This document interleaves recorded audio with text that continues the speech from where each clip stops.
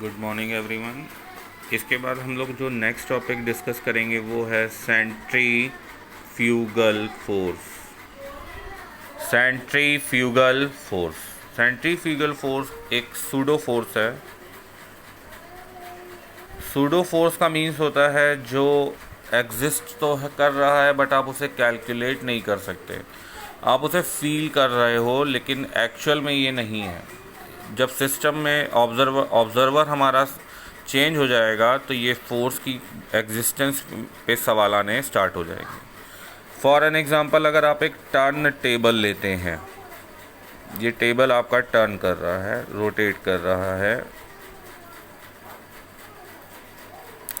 और यहाँ पर आप एक स्टोन इसको सेंटर से बांध देते हैं और एक ऑब्ज़र्वर है जो इस टेबल के ऊपर है और एक ऑब्ज़र्वर जो इस टेबल के ऊपर है। जब ये टेबल रोटेट करेगा तो ये स्टोन भी रोटेट करेगा और ये ऑब्ज़र्वर भी रोटेट करेगा,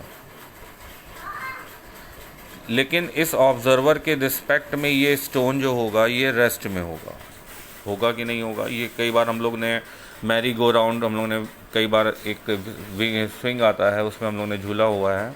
तो जब आपके साथ कोई और बच्चा बैठा होता है, मान लीजिए स्टोन एक दूसरा बच्चा है, ये आप बैठा हुआ है आपके साथ में, तो आप दोनों एक दूसरे के रिस्पेक्ट में रेस्ट में रहते हैं।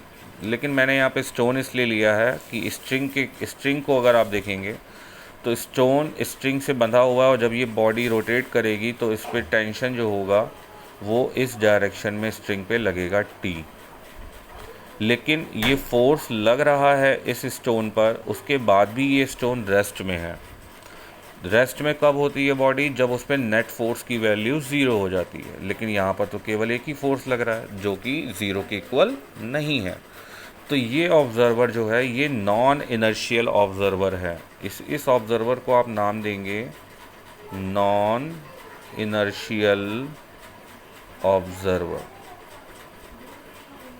इस नॉन इनर्शियल ऑब्ज़र्वर के लिए ये स्टोन रेस्ट में है, बट जब ये बॉडी रोटेट कर रही है टेबल तो ये स्टोन भी रोटेट कर रहा है, ड्यू टू विच यहाँ पे एक टेंशन जनरेट हो रहा है। अभी ये इसके लिए सेंट्रीपिटल फोर्स का नाम नहीं लेगा क्योंकि इसके लिए तो ये रेस्ट में, ये सर्किल में मूव नहीं कर रहा, ठीक है। तो ये टेंशन फोर्स, लेकिन क्योंकि स्ट्रिंग में टेंशन आ गया इसलिए इस ऑब्ज़र्वर को ये टेंशन दिखाई पड़ रहा है। तो अगर ये स्टोन इस ऑब्ज़र्वर के लिए रेस्ट में है तो इस पर नेट फोर्स क्या होना चाहिए? ज़ीरो होना चाहिए। लेकिन यहाँ पर तो केवल एक सिंगल फोर्स है जो टेंशन है, वो ज़ीरो नहीं है। इट मीन्स यहाँ पर ये ऑब्ज़र्वर फील करेगा कि इस पर जस्ट अवे एक फोर्स अप्लाई हो रहा है। ये फोर्स इस टेंशन को क्या कर रहा है? बैलेंस कर रहा है। तो ये जो फोर्स ये फील कर रहा है, इसी फोर्स को आप नाम देते हैं सेंट्रीफ्यूगल फोर्स, ठीक है। तो ये सेंट्रीफ्यूगल फोर्स जो आपका आया ये इस नॉन इनर्शियल ऑब्ज़र्वर ने फील किया। अब इसकी डायरेक्शन देखिए, तो इसकी डायरेक्शन देखिए रेडियली आउटवर्ड है। अब अगर मैं एक और ऑब्ज़र्वर लेता हूँ जो इनर्शियल फ्रेम में खड़ा है, यानी टेबल के आउटसाइड खड़ा हुआ है। अब अगर ये वाला ऑब्ज़र्वर इस स्टोन को वॉच करता है, अब इस स्टोन को जब ये वॉच करेगा तो ये स्टोन इस ऑब्ज़र्वर के लिए रेस्ट में नहीं है, तो ये स्टोन हमारा रोटेट कर रहा है। तो फॉर इनर्शियल ऑब्ज़र्वर,